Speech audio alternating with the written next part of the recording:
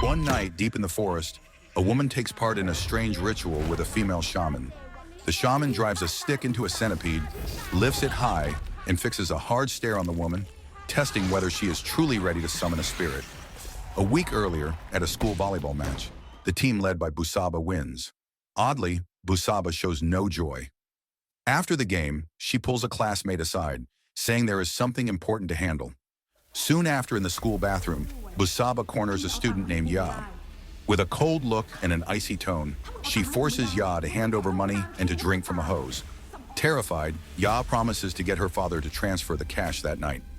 Busaba's warning is clear: do not break that promise. And this is attack 13. The next day in class, Busaba sketches a devil's face in her notebook. Orn, a friend, arrives with news that she is unwell and the money has not arrived because her father has not sent it.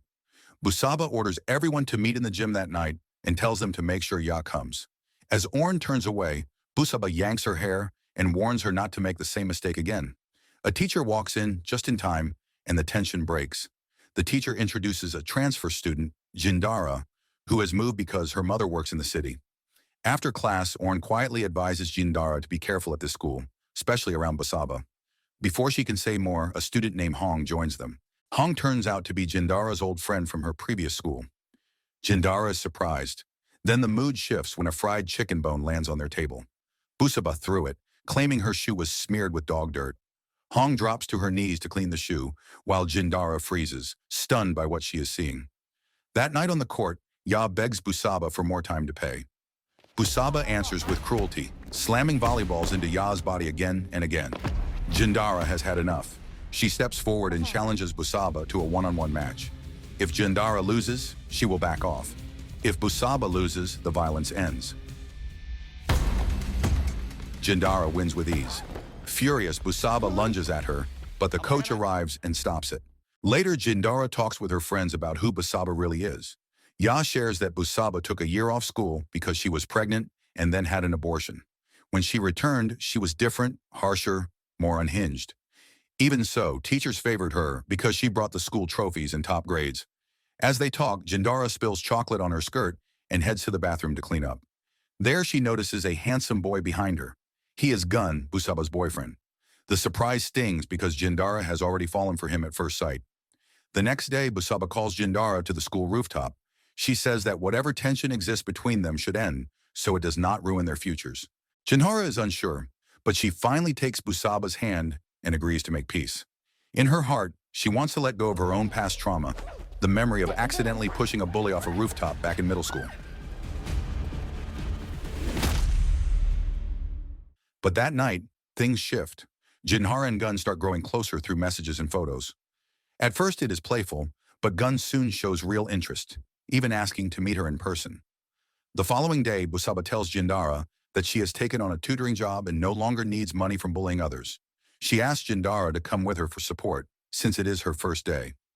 Jindara agrees, but as they walk through streets lined with nightclubs, she becomes uneasy and wants to turn back. Busaba stops her. It turns out Busaba has sold Jindara to a mafia boss, guarded tightly by his men. In sheer panic, Jindara grabs a weapon and stabs one of them.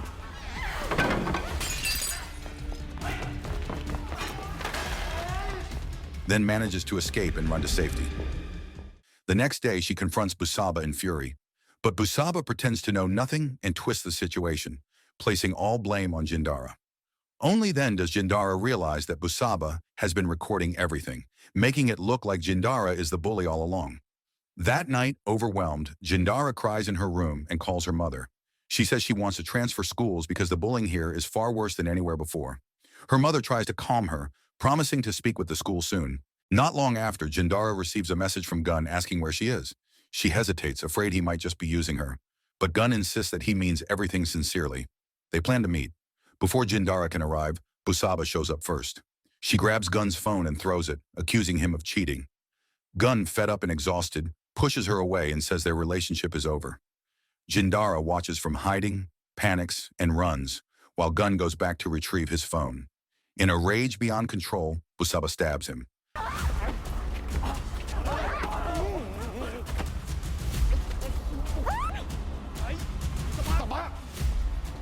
A few days later, the school calls Busaba to sign a resignation letter. She cries, apologizes, and begs. Not long after, she is found dead in the gym, having taken her own life. The school holds a memorial service. But during the ceremony, something unexplainable happens. The lights flicker, the wind surges, and Busaba's coffin shakes violently before tipping over. Panic erupts as everyone runs. That night in the dorm, Orn wakes to strange noises. A chair scrapes across the floor on its own, and suddenly she sees Busaba's figure hanging in midair, pale-faced and blank-eyed. Thick black fluid drips onto Orn's face, sending her into a hysterical scream. Her friends rush to her and try to calm her, but Orn insists she truly saw Busaba's ghost. Later, when the others fall back asleep, Orn remains trembling. She closes her eyes, trying to steady herself, but then feels her body pushed against the wall as an invisible rope tightens around her neck. She gasps for breath and jerks awake, heart racing. Even though it was only a nightmare, a dark bruise in the shape of a rope appears on her neck, a warning of what is coming. The next morning, the coach orders the students to clean the gym, where offerings and strange ritual items have been scattered. A janitor claims those items were used to summon a vengeful spirit. She warns that if any of them catch fire, it means the spirit has arrived. For the first 2 days, the spirit only frightens its targets, pushing them to the edge. But on the third day, it will kill. During practice, Ya suddenly sees Busaba's body hanging from the ceiling. The headless corpse drops to the floor and begins crawling toward her. Ya screams as the severed head rolls forward, eyes wide open. A volleyball slams into her body, and the entire space erupts into chaos. Not long after, the same janitor who gave the warning begins acting strangely. She stares into a mirror, then violently slams her head into it again and again until blood runs down the glass. With that blood, she writes a message, warning that they will all die in a horrific way. The lights flicker.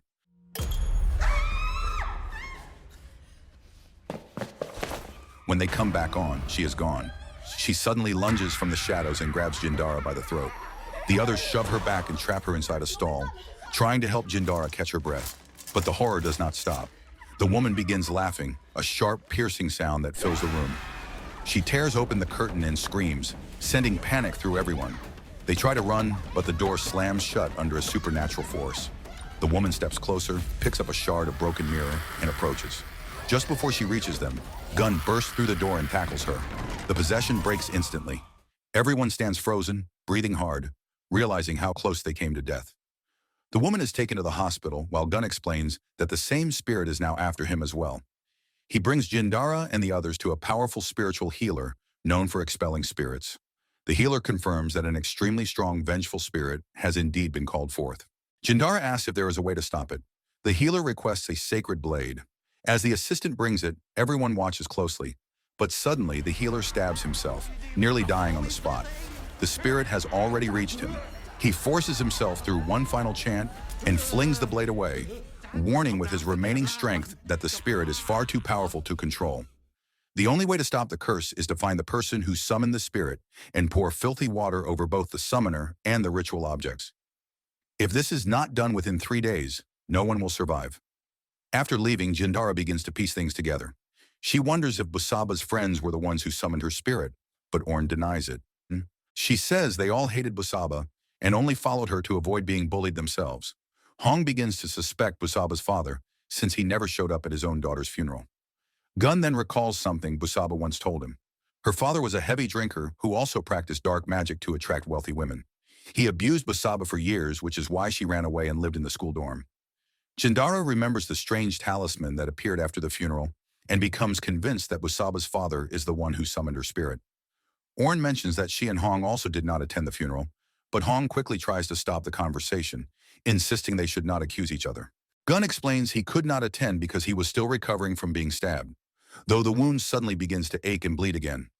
Jindara suggests that the next day they go to Busaba's father's house to look for proof.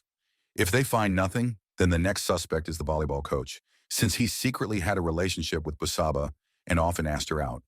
It is possible he could not accept her death. The following morning, Jindara sneaks into Busaba's dorm room and searches through her belongings. She finds a locked tablet. After several failed attempts, she remembers Busaba's lucky number, 13, entered twice. The tablet unlocks. Inside, she finds messages between Busaba and a mysterious person who advised her to use charms for exams and competitions. Jindara sends a message to that contact, asking if they know that Busaba has died.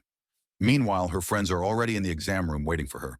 Hong tries to call, but the teacher arrives and confiscates all their phones before forcing everyone to start the test.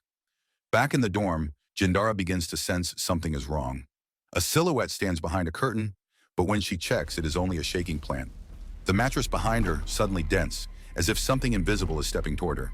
She tries to run, but a chair slides across the floor and slams her to the ground. She hears a faint laugh and sees Busaba's face reflected in a mirror. Panicked, she grabs a cutter, hoping to defend herself. At that moment, the tablet lights up with a new message. All of you must die. The room erupts. Objects fly, lights shatter, and a cold presence approaches from behind. Jindara spins and strikes with the cutter. Thankfully, it hits only a cardboard box being carried by a custodian who had just walked in. At the same time, chaos breaks out in the classroom. Students scream as the spirit of Busaba appears, as though she has come to take the exam with them. Jindara rushes to the gym and asks Ya what is happening. The principal arrives, insisting everyone is hallucinating from stress and trauma, but the students swear what they saw is real. Jindara and Gun then confront the coach. Jindara claims someone is using dark magic to summon Busaba's spirit, and Gun adds that this is not imagination. The coach becomes nervous and questions why they are accusing him. Jindara states he is the prime suspect because of his unhealthy obsession with Busaba. Suddenly, the coach erupts in disturbing laughter. His voice changes. He claims Busaba truly came to him, and he acted as the vessel that called her back. He says Busaba once begged him to help her get a special admission to a university, and in exchange, he received favors from her. His expression twists.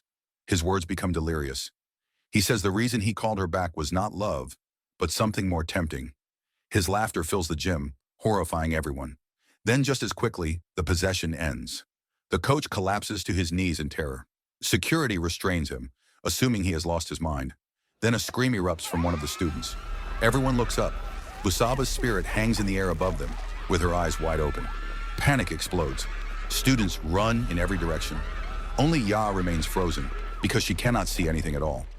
Later that afternoon, Jindara, Gun, and Hong sneak into Busaba's father's house. Inside, they find an altar filled with objects used for dark magic.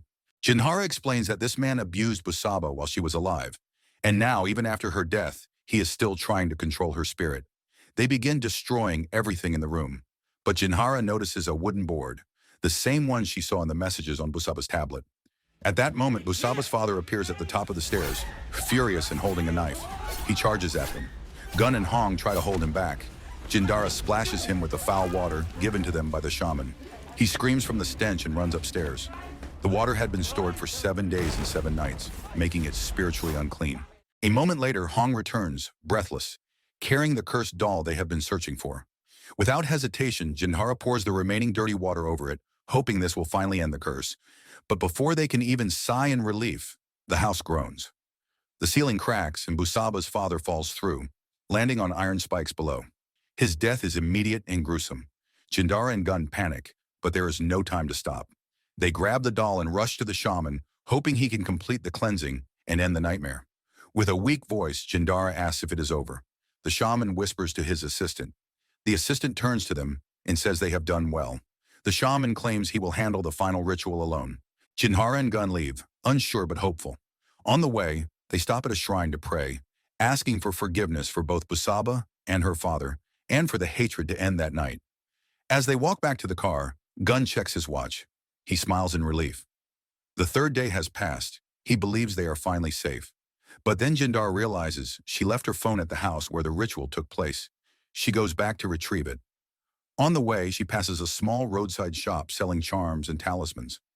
The vendor explains that these charms protect against evil spirits. One, made from wild boar bristles, is especially strong. At that moment, everything clicks. The objects they destroyed in Busaba's father's house were not dark magic tools. They were protection charms. Her father had been trying to defend himself from Busaba's spirit. They had destroyed the only barrier holding the vengeful spirit back. The vendor casually mentions that the charm costs only 12 baht. Jindara freezes. She checks the time. It is still before midnight. The curse is not over. Meanwhile, at the hospital, the shaman wakes in terror. He struggles for breath.